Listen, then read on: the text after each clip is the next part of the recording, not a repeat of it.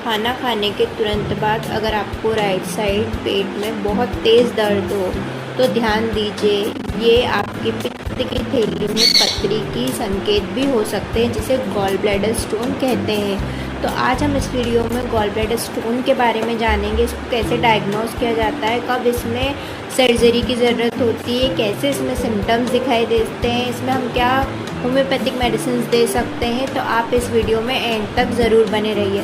First हम बात करते हैं कि गॉल ब्लैडर स्टोन होते क्या हैं।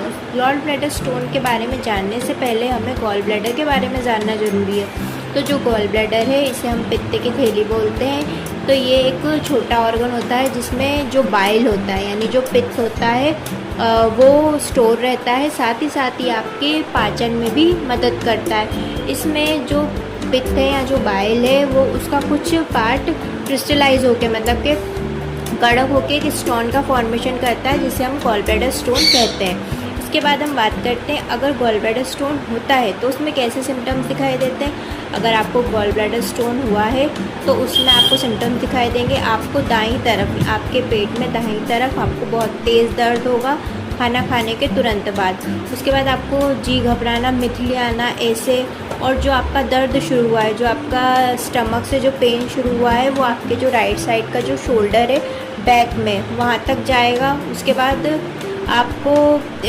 ऐसे सिम्टम्स भी दिखाई देते हैं जैसे कि आपने कुछ तीखा या चटपटा खाया, उसके बाद आपको बहुत तेज़ दर्द होने लगेगा।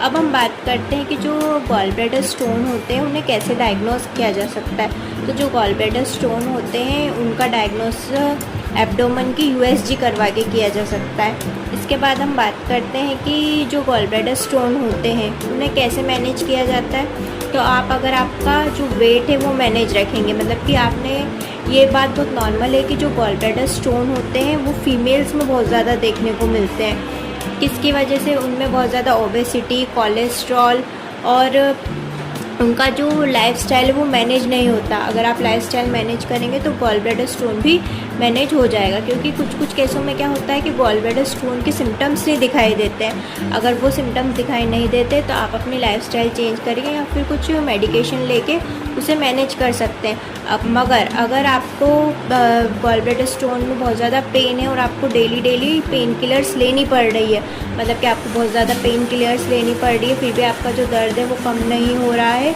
तो और साथ साथ आपको अगर पी लिया भी है तो तुरंत आप डॉक्टर को दिखाएं। कुछ केसों में सर्जरी की भी ज़रूरत पड़ती है। इसके बाद हम बात करते हैं कि हम इसमें क्या होम्योपैथिक मेडिसिन दे सकते हैं। तो होम्योपैथिक मेडिसिन कुछ सिम्टम्स के अकॉर्डिंग्स दी जाती है।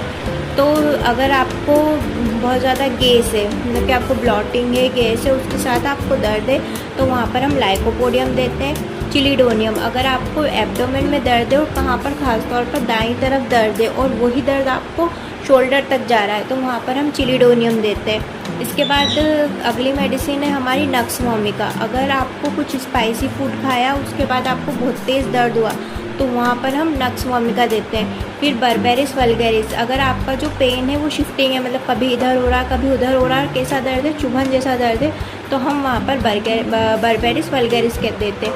पर हर बार गॉल ब्लैडर स्टोन में होम्योपैथी वर्क करेगी ये ज़रूरी नहीं, क्योंकि हमें वहाँ पर सर्जरी भी करवानी पड़ सकती है। अगर आपको ये जानकारी उपयोगी लगी हो तो आप मेरा चैनल डॉक्टर कविता हीलिंग टिप्स सब्सक्राइब करें, और अगर इस पर आपको कोई क्वेश्चन है तो आप मेरे कमेंट बॉक्स में कमेंट्स कर सकते हैं। Thank you for watching.